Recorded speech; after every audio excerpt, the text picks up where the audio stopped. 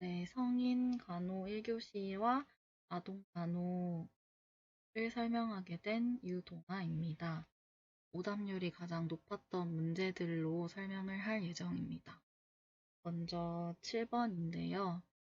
7번은 베라팜을 복용하는 대상자에게 약물에 대해 교육할 때 간호사가 알고 있어야 할 양리작용에 대한 문제입니다.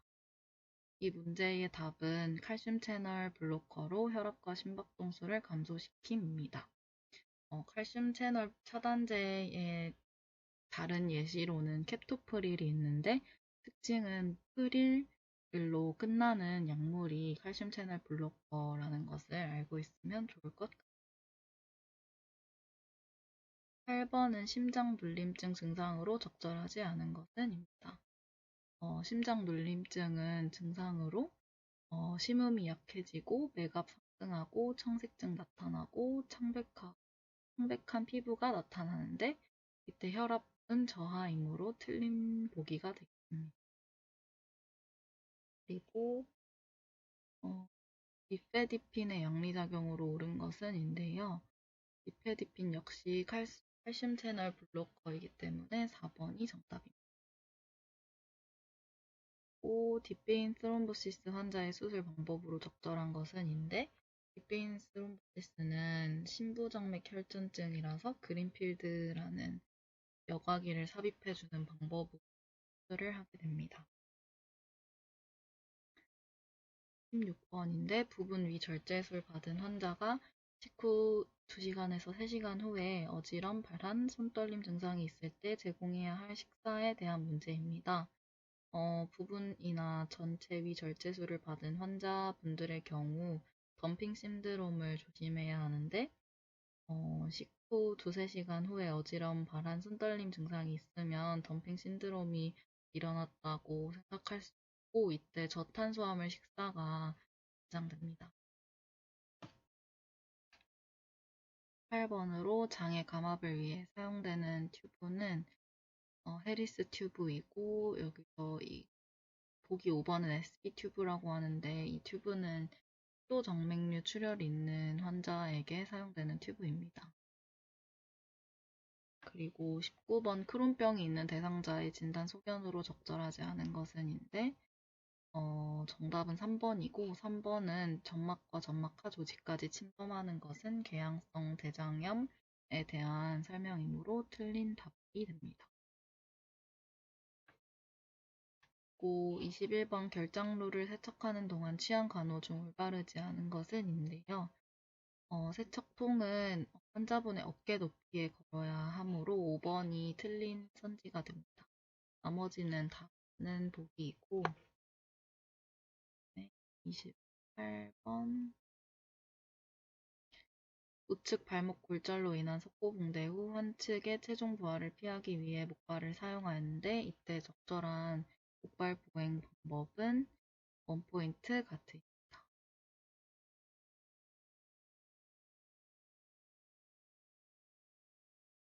29번 왼쪽 대퇴골절 수술 후 병동으로 올라온 80세 남성에게 지방색전증 발생을 예측하게 하는 증상인데요. 답은 빈맥 흉통 청색증과 같은 호흡기 증상이 나타나면 지방색전증이라고 알 수 있습니다.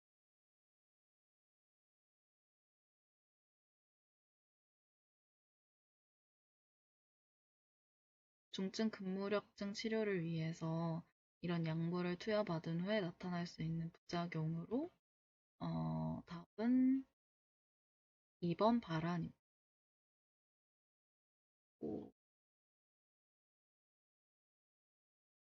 만성 요통으로 경막을 마취로 신경차단술을 받은 환자의 수술 후 간호중재로 가장 우선적인 항목인데요. 저는 이거를 이번 4시간에서 6시간 동안 평편한 자세로 누워서 심상 안정을 골랐는데 신경차단술을 받게 되면 운동이나 감각 지각이 저하게 되기 때문에 화상이나 동상 위험 더 중요하기 때문에 이것을 제거해 주는 게 가장 우선적인 항목이라고 합니다. 46번 빈혈의 종류별 진단검사 및 결과로 적절하게 나열한 것은인데요. 엽산 결핍성 빈혈은 엽산이 비타민 B9번과 같은 이름으로 불린다고 합니다. 그래서 엽산 결핍성 빈혈은 혈청 비타민 B9의 수치가 감소하는 것이 정답이 됩니다.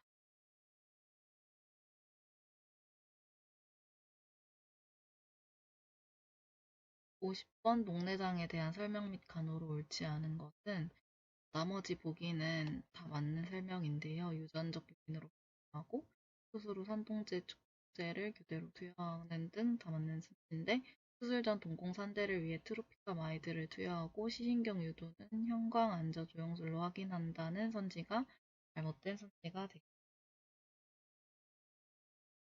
98번 성인 호흡기 장애 징후에 관한 설명으로 옳지 않은 항목은 외상이나 쇼크 후 48시간 이후에 발현하고 흉부 엑스레이상 뿌옇고 광범위한 침유 소견이 나타난다거나 세포막이 하이알린화되고 섬유화되고 모세혈관 벽에 손상과 간질 부종이 있을 경우 호흡기 장애 징후라고 볼 수 있는데요. 폐동맥 압의 상승을 동반한 심장 기능 부전은 호흡기 장애 징후에는 맞지 않은 보기이므로 정답은 5번입니다.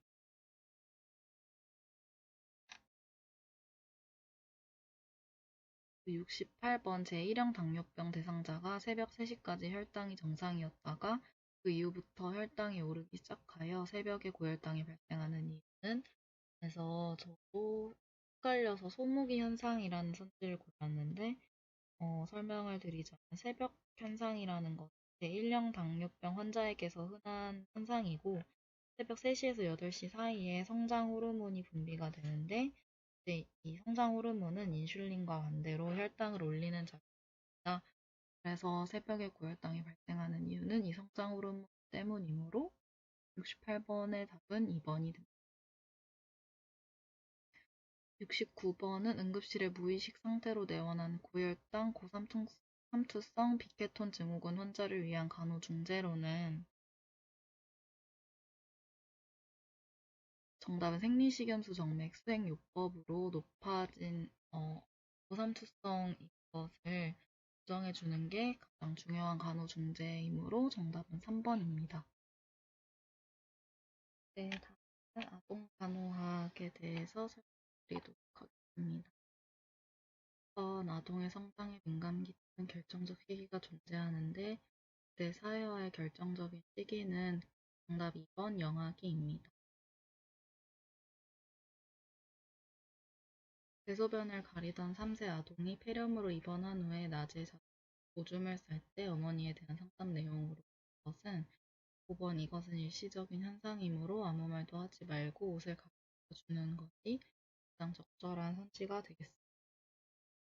9번 6세 남아가 잠이 후 1시간 정도나 비명을 지르며 깨어나서 무서워 돌아다니다가 잠이 들고 나며 아침에는 밤에 한 행동을 전혀 기억을 하지 못한다고 걱정을 하며 어머니가 외래를 방문하였다. 아동에게 수면 뇌파 검사를 실시한 결과 간호사가 어머니에게 해야 할 구직 내용으로 옳은 것은 2번 성장을 하면서 사라짐으로 안심시키는 것이고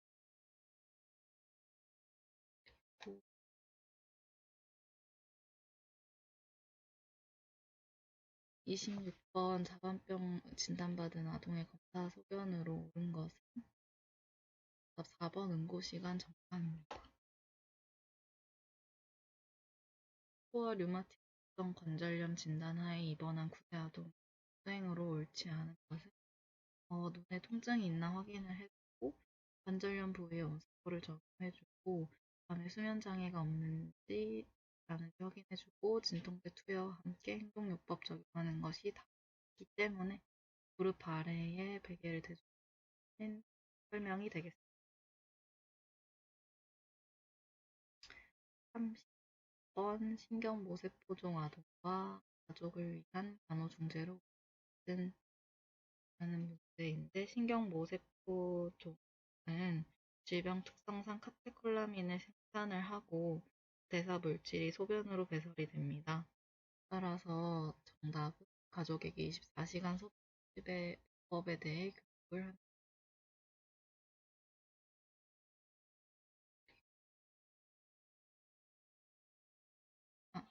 27번 염증과 기관지 경련 효과를 차단하는 약물로 찬식 아동의 경증, 지속성 선식 증상을 장기적으로 조절하고 예방하기 위해 권고로 투여하는 약물은 몬테루카스트인데요.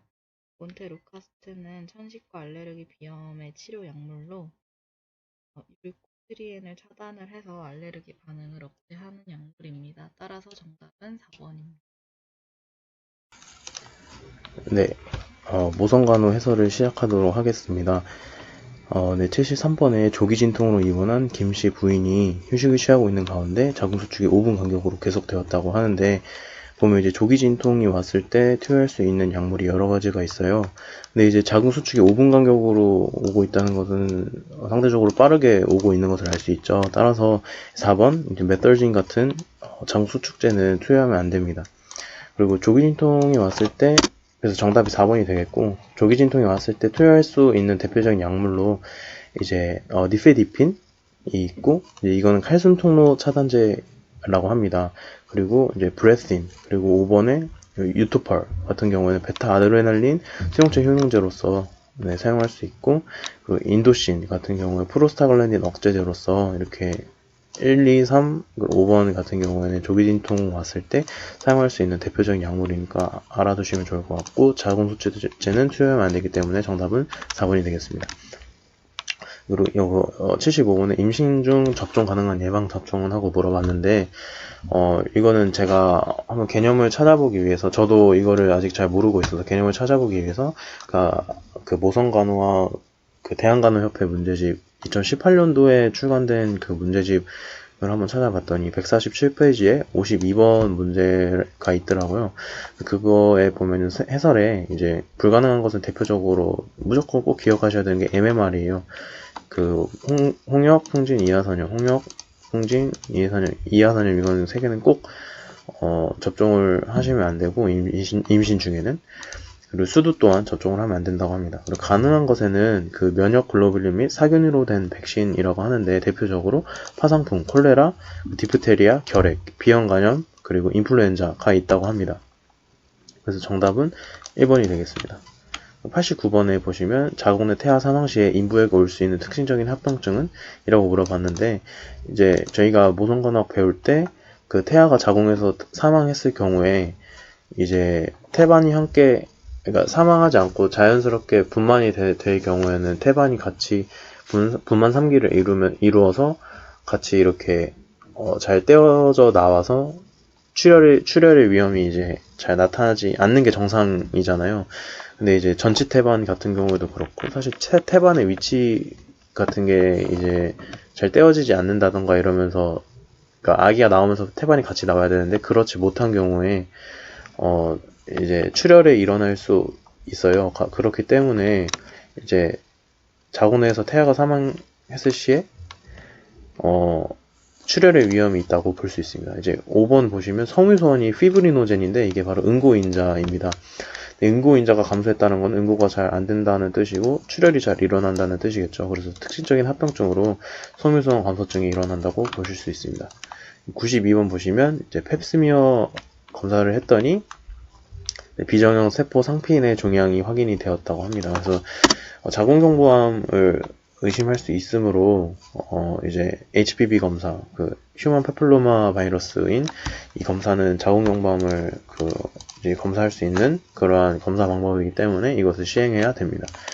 네, 그리고 101번에 보시면 전기소작술에 대해서 말을 하고 있는데, 간호에 대한 설명을 이제 골라라 하는데요.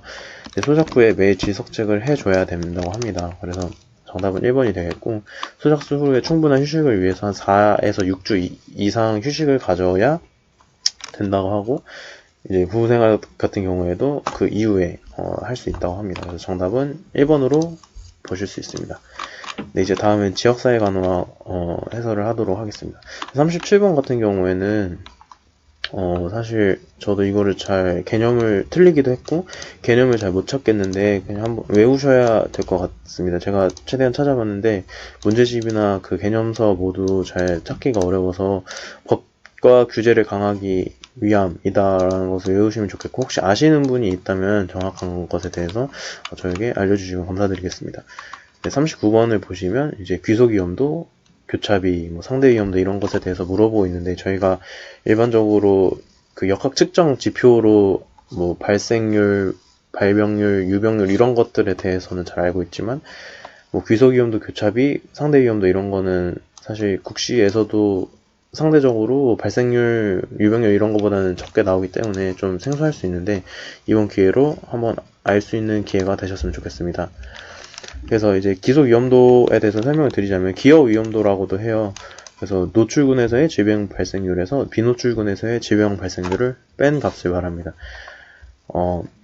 그래서 정답이 바로 1번이 돼요. 이게 맞는 말이 되기 때문에 그래서 정답이 1번이고 교차비는 무엇이냐면 이게 말이 좀 어려워요. 보시면 한번 말을 잘 따라봐 보세요. 환자군에서의 위험 요인에 노출된 사람과 노출되지 않은 사람의 비를 대조군에서의 위험 요인에 노출된 사람과 노출되지 않은 사람의 비로 나타낸 비가 이제 교차비라고 할 수 있는데 제가 이 흡연과 폐암의 관계에서 흡연이 폐암에 상당히 많은 영향을 미친다라고 가정을 한 아주 극단적인 그런 예시를 나타낸 표를 한번 만들어 봤습니다. 흡연에 폭로된 사람, 그러니까 흡연을 한 사람이 이제 폐암에 100명 중에 99명이 걸렸고 흡연을 한 사람 중에 폐암에 걸리지 않은 대조군이 100명 중에 한 사람밖에 없게 제가 임의로 설정을 했고 흡연을 하지 않은 사람이 폐암에 걸린 사람이 100명 중에 한 명밖에 없다라고 나타냈으며 흡연을 하지 않은 사람이 이제 폐암에 걸리지 않았다를 99명으로 잡은 약간 극단적인 표를 한번 만들어 봤는데 여기 보시면 결국에는 이 교차비를 나타내면은 A, B, C, D라고 했을 때 A분의 C 분의 B분의 D거든요. 근데 이거는 이제 곧 A, D분의 BC가 돼요. 그거 보면 A, D분의 BC 하면은 99 곱하기 99 나누기 1이 되죠. 그렇기 때문에 상당히 큰 값이 나와요. 그래서 교차비가 크다는 것은, 이제 그 질병의 그 그 흡연이라는 그 노출군이 그 질병 발생에 상당히 많은 영향을 미친다라고 볼 수 있습니다. 이 값이 클수록, 그러니까 교차비 값이 클수록, 이제 관련성이 크다라고 볼 수 있는데, 여기는 1에 가까울수라고 했죠. 그래서 1에 가까울수록 관련성이 적다라고 보시면 되고, 예, 교차비가 클수록 특정 요인과 질병 발생의 관련성이 크다라고 보시면 됩니다. 상대 위험도를 보시면, 네, 여기 정의가 특정 위험 요인에 노출된 사람의 발생률과 노출되지 않은 사람들의 발생률을 비교하는 것이라고 나와 있는데요. 여기 보시면 틀렸습니다. 여기 여기 4번에 보시면 4번 선택지를 보시면 환자군과 대조군의 과거 위험 노출 정도의 차이가 아니라 이제 위험 요인에 노출된 사람들의 발생률과 노출되지 않은 사람의 발생률을 비교하는 것이므로 4번은 틀렸고, 상대 위험도 또한 이거 보시면 상대 위험 B가 이제 노출군의 질병 발생률분의 비노출군의 질병 발생률인데, 이제 노출군의 질병 발생률이 크고 비노출군의 질병 발생률이 작을수록 그 연관이, 이게 흡연과 폐암이 연관이 크다라고 말할 수 있겠죠. 상대 위험비가 클수록 특정 요인과 질병 발생의 가능성이 크다라고 할 수 있습니다. 그래서 1에 가까울수록이 아니라 이제 상대 위험비가 클수록이 맞는 말이 되겠습니다. 48번 이 오렘의 자가간호 이론, 이제 자가간호를 도와주는 적합한 간호 체계를 선택하는 기준이 되는 개념에 포커스를 맞추셔야 되는데, 보시면 3, 4, 5 중에 헷갈리셨을 거예요. 보면은 오렘의 자가간호 이론은 자가간호 역량, 자기가 자가간호를 할 수 있는 역량이 자기가 자가간호의 요구보다 작을 때 자가간호 결핍이 일어난다고 해요. 그러니까 이게 이거보다 작을 때 이게 일어난다. 그러니까 기준은, 당연히 선택하는 기준은 결핍이 일어났느냐 안 났느냐를 보고 따지겠죠. 예, 이 두 개는 상대적인 거기 때문에 이게 이 두 개를 비교했을 때 나타낼 수 있는 값이므로 정답은 3번이 되겠습니다. 네, 그리고 66번을 보시면 이것도 저희가 지역사회 간호의 마지막 챕터에 나와 있는 산업재 쪽에 있는 그러한 내용인데, 이거를 제가 정리를 해봤습니다. 그래서 정답은 이제 강도율이 되겠고, 이거 한번 복습을 하시는 시간이 되면 좋겠습니다. 네, 정신간호학 문제에 대해서 설명을 하도록 하겠습니다. 이 문제는 개념책에서 제가 찾아보기가 힘들어서 한번 과학회 문제집을 봤더니 제가 옛날에 풀었던 2020년 대비 과학회 그 문제집에서 42페이지에 7번과 똑같이 나와 있더라고요. 그래서 일단 뭐 연도나 사람 이런 거는 제가 한번 여기 정리를 해 봤는데, 이렇게 참고를 하시고 그냥 외우시는 게 맞는 것 같습니다. 정신분석치료, 전기충격요법, 정원제, 개방병동, 지역사회 정신보건운동 이렇게 외우시는 게 좋을 것 같습니다. 혹시 참고하실 분들은 참고하시면 되겠습니다. 아세틸콜린의 작용에 대한 설명을 묻는 것, 이것 또한 2020년도 그 과학회 문제집 55페이지 51번에 똑같은 문제가 있습니다. 55페이지 51번에 보시면 똑같이 있고요. 여기 보시면 설명을 드리자면 우울장애 주요 요인 같은 경우에는 도파민, 노르에피네프린의 활성 저하, 그리고 세로토닌의 감소 등이 있고, 아세틸콜린은 크게 관련이 없는 것을 알 수 있습니다. 정답은 2번인데요. 니코틴과 무스카린 이 두 개가 이제 아세틸콜린의 수용체라고 합니다. 정답이고 외우시면 될 것 같고요. 3번 이제 이 경련을 억제하는 효과가 강해서 항경련제로 쓰이는 것은 이제 가바입니다. 가바. 네. 4번 보시면 이 수면장애 부작용 흔히 볼 수 있는 것은 아니고요. 5번 보시면 이제 알츠하이머형 치매에서 아세틸콜린이 이제 중요한 역할을 하긴 하지만 감소가 정답입니다. 그리고 12번 조현병의 원인에 대해서 설명을 한 것에 대해서 옳은 것은 이라고 나와 있는데, 보시면 이제 정답은 2번인데요. 정두엽 피질의 신진대사 저하가 정답이고, 약간 선천적이고 유전적인 요인이 크다고 해요. 그리고 스트레스는 크게 관련이 없는 것으로 나타나고 있고요. 스트레스 크게 관련이 없는 것으로 나타나고 있습니다. 그리고 1번에 보시면 확대가 돼야 된다고 합니다. 증뇌실과 제3뇌실. 그리고 도파민도 과잉이 돼야 됩니다. 그래야 조현병의 원인이 된다고 합니다. 정답은 2번이라고 보시면 되겠습니다.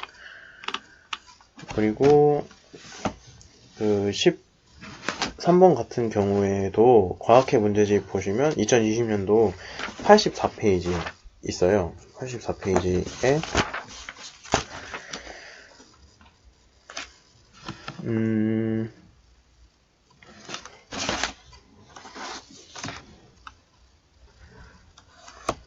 보시면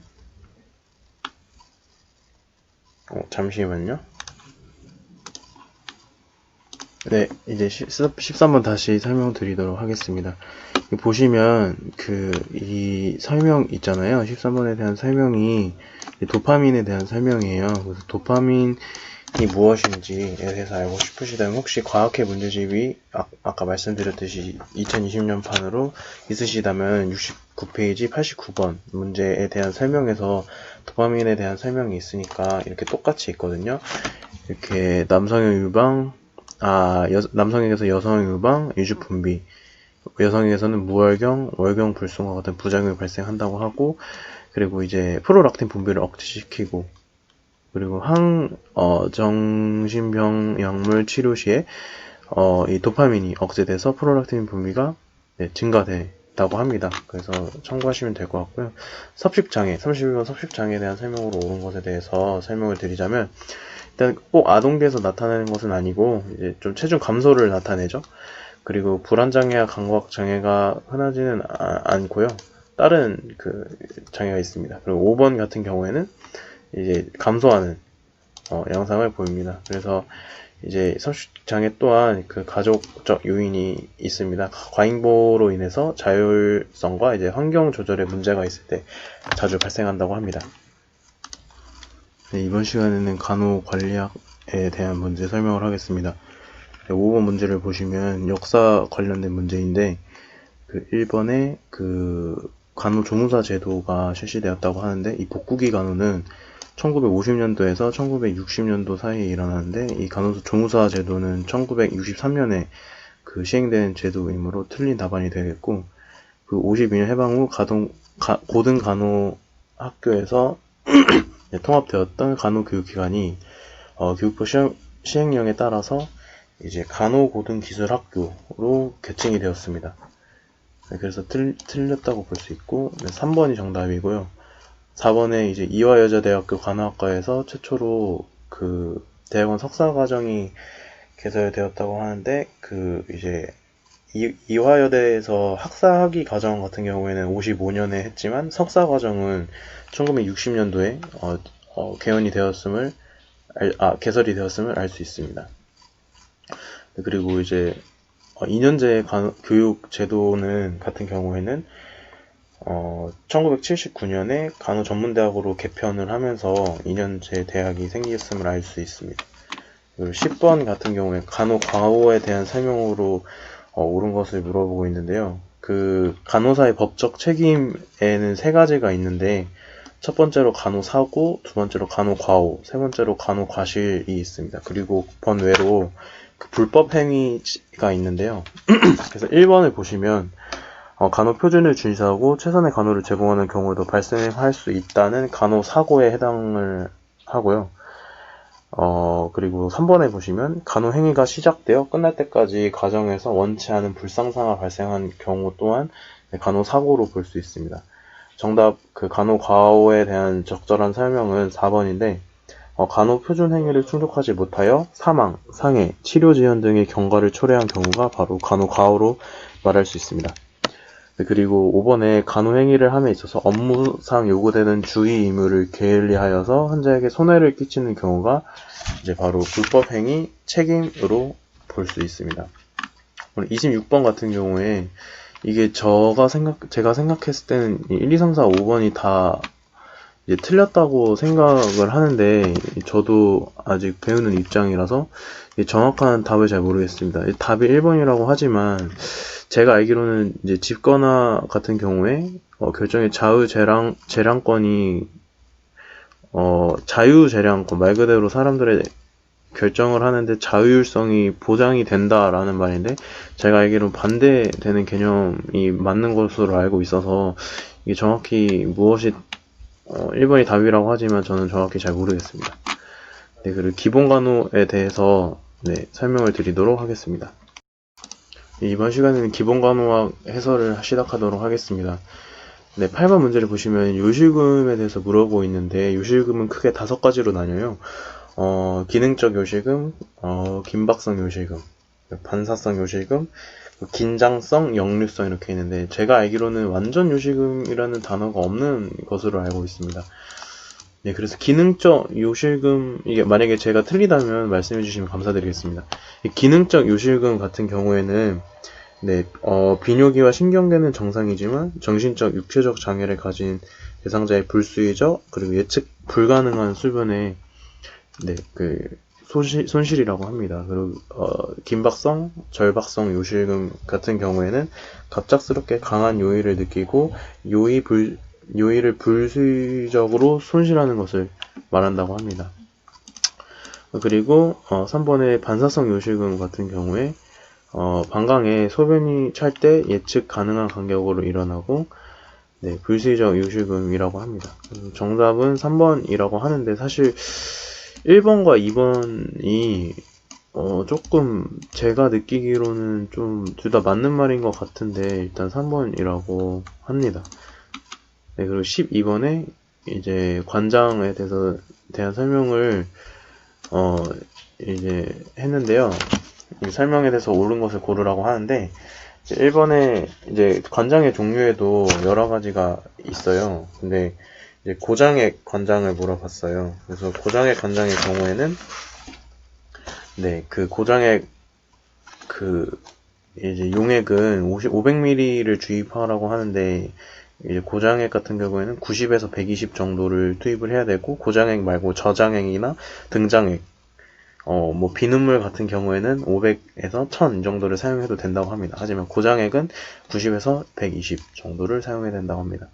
그리고 그 체위 같은 경우에는 좌측 심수위로 취해줘야 하고, 윤활제 같은 경우에는 7.5에서 10cm라고 합니다. 외우셔야 할 것 같고, 그리고 관장액의 온도를 이제 40도 정도로 조절을 해야 된다고 해요.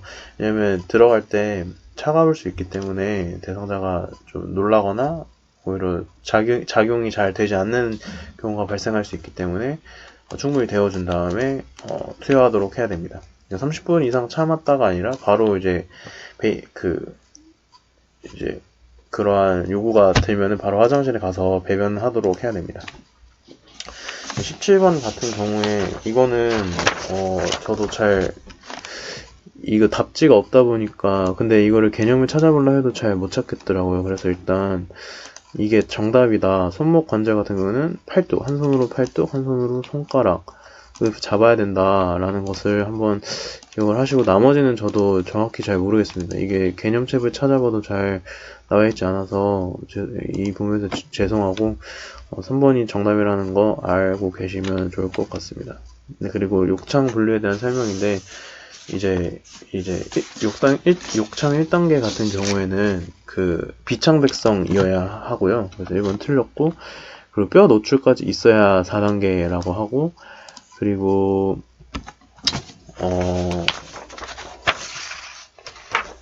이제 피해야 되는 순서래요. 근육이 이제 일부가 노출된 경우에는 3단계라고 하는데 근육이 이게 메인이 근육이나 그러한 곳이어야 하기 때문에 3단계는 아니라고 볼 수 있습니다. 그리고 이제 정답은 4번이고 이제 그 미분류 단계입니다. 5번은 심부 조직 손상 단계가 아니라 이제 부육이나 건조 가피로 이루어져 있는 것은 미분류 단계로 보시면 될 것 같습니다. 그리고 마지막으로 법규 그 문제 한 문제가 있는데 그거 해설을 하고 마치도록 하겠습니다. 이제 지역보건법상 보건소장으로 임용할 수 있는 전문 인력은? 하고 물어봤는데요. 이제 저희가 수업을 할 4학년 1학기 보건의료관계 법규 수업을 하면서 썼던 그 교재에 보시면 지역보건법 책으로 보시면 289페이지에 제 13조 보건소장을 임명할 수 있는 그런 법에 대한 조항이 있는데 그거를 보시면 보건소의 보건소장 한 명을 두되 이제 의사 면허가 있는 사람 중에서 보건소장으로 임명을 합니다. 다만 의사 면허가 있는 사람 중에서 임명하기 어려운 경우에는 지방공무원 임용령 별표 1에 따른 보건, 식품, 위생, 의료기술, 의무, 약무, 간호, 보건진료 직렬의 공무원을 보건소장으로 임명할 수 있다라는 조항이 있어요. 여기다 써보면 보건, 식품위생 그리고 의료기술, 의무, 약무, 간호, 보건진료 이렇게 직렬의 공무원을 보건소장으로 임명할 수 있다는 조항이 있기 때문에 정답은 간호와 식품위생을 포함한 4번이 되겠습니다.